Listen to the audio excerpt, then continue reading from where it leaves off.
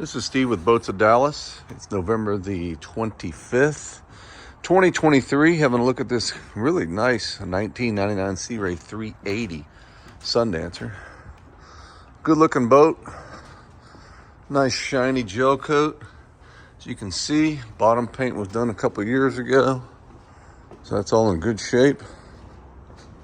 It's got the windlass anchor, spot, remote spotlight and all.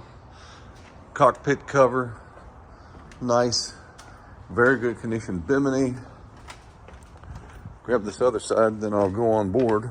It does have the sea deck flooring already put down. Look how shiny that gel coat is.